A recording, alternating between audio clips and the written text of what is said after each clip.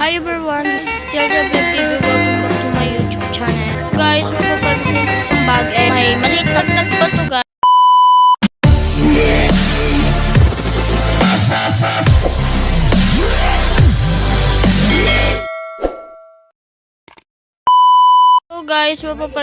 So guys, mapapansin ninyo, umiba na naman ang aking intro kasi medyo pambata guys yung napili kong intro. Kaya nagbago na ako. Nagbago na yung intro ko ngayon. So, eto guys, eto yung bag ko. Ang gagawin natin ay mag-what's in my school backpack tayo. Kakadating lang siya guys kanina from TikTok ganun. In-order ko sila for 129, 3-in-1 na siya. Meron na siyang pencil pouch kasama na tong bag and yung bag na maliit, pero soon ko na ipapakita yun. So, for 129 guys, kaya sulit na yung 130 ninyo. So, dito guys sa baba, ay dito guys, walang nakalagay dito. Maglalagay pa lang. Mag-ano ko guys, mag-vlog sa first day of school. Ayan.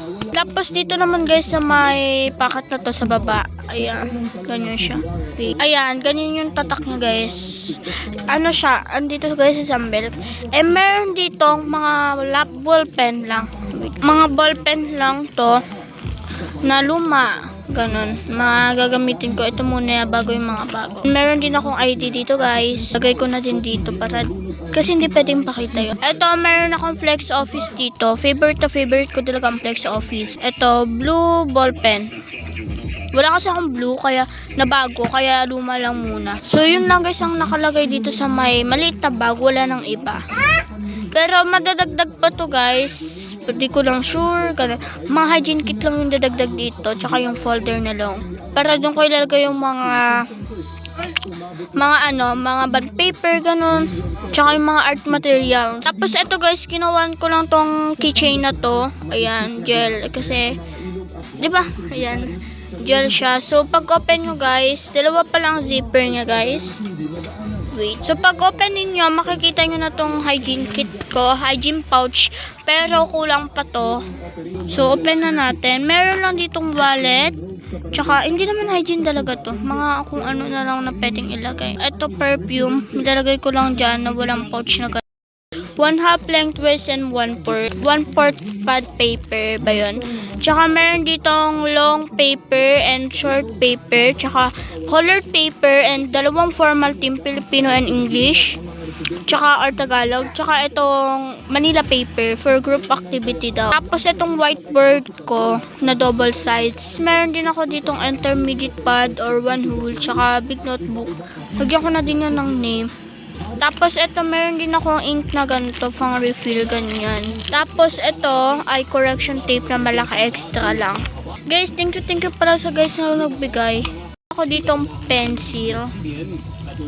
Ayan, dyan. Tapos, meron na din akong notebook dito, 10. Dalawa, extra. Yung awalo, ayun na yung subject, diba?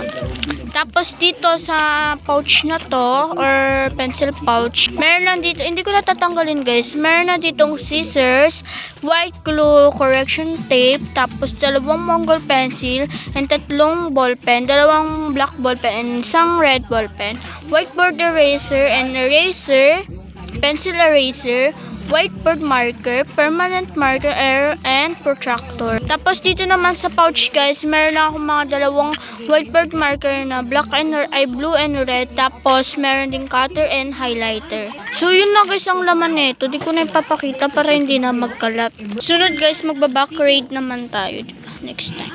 So ayun, diba? And guys, so yun lang yung aking laman ng bag. Pero madadagdag pa nga to.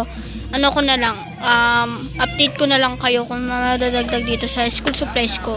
Yun na guys, bye!